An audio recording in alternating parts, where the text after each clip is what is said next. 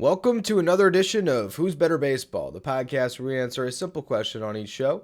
Who's better at baseball? I'm your host, Ryan Finkelstein, managing editor at justbaseball.com. Today, I'm breaking down all of the different wild card series of the playoffs, and we've gotten to the one where I'm the most familiar. Two teams from the National League East, the Philadelphia Phillies versus the Miami Marlins. I'll tell you where I'm rooting.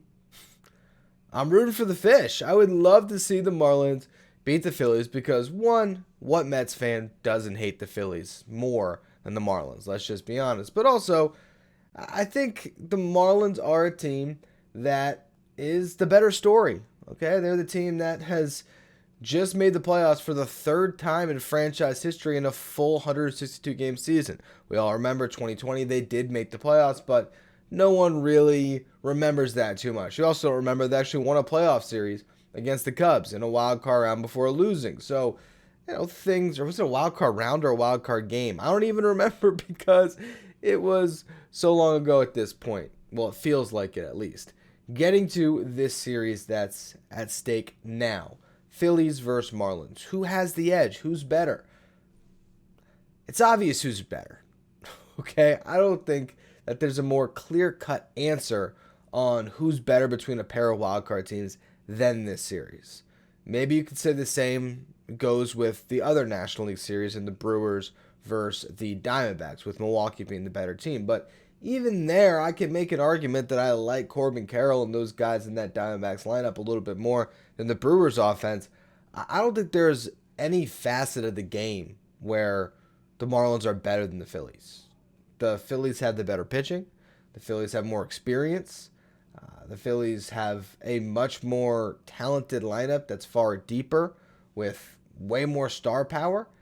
And yet, here's this Miami Marlins team who is just full of good vibes and energy with a duo they brought in at the deadline and Josh Bell and Jake Berger. And there's something about teams like that are sort of cobbled together, that find their way into October, who don't have the same pressure as a Phillies team that is supposed to go up and try to compete with the Braves in the NLDS. I mean, that's how good they are, that they are maybe the biggest threat to the Braves not making it to the World Series, because over a 5-game series we saw last year, Philadelphia handled their business and beat the Braves out of the playoffs, even though the Braves were a better team last year in the regular season.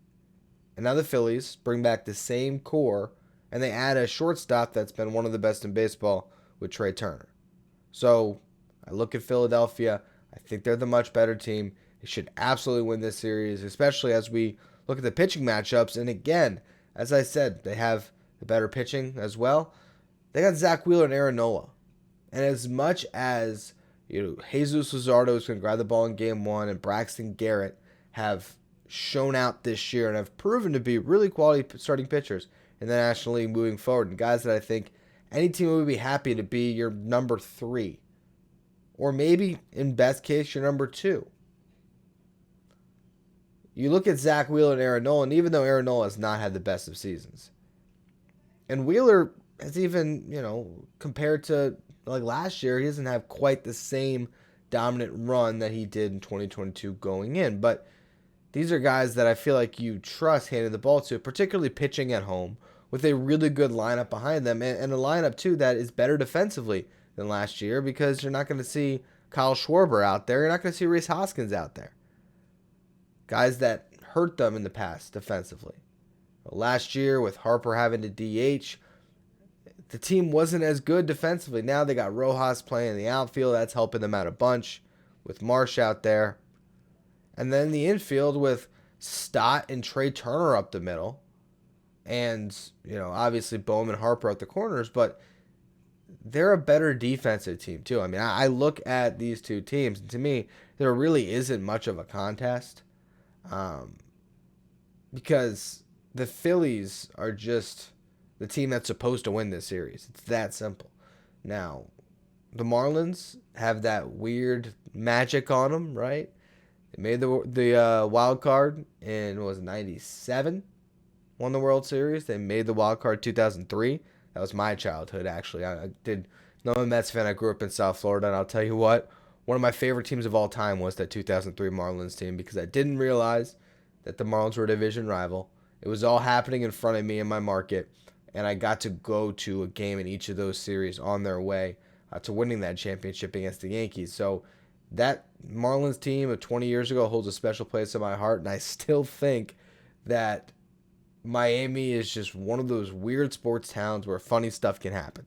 And so if the Marlins shock the world and beat the Phillies and then stunned everyone even further and beat the Braves, I would just chalk it up to Marlins magic. But when you're making a prediction and you're basing on which team is better, I don't think it needs much more conversation. The Philadelphia Phillies are a better team. Now, can Philly make a deep run in the playoffs this year? I'm a little more apprehensive on that. I don't know if they have enough in that pitching staff after using Wheeler and Nola to get through the Marlins. Obviously, they'll be ready for the back end of that series in the DS, but are they going to be able to beat the Braves when they might throw out Taijuan Walker for a start, who I think the Braves would feast on? I don't know. But who's the better team in this series? It's the Phillies. Who's the better team to make a deep run in the playoffs? It's absolutely the Phillies. And we'll see what happens. That's going to be all for this edition of Who's Better Baseball. Make sure you hit subscribe if you're watching on YouTube and follow all the other Wildcard Series previews I've been doing throughout the day, also on our podcast feed. And check out the written content. We have full written series previews for each of these wildcard matchups. We'll be doing the same throughout the playoffs. All of it at justbaseball.com.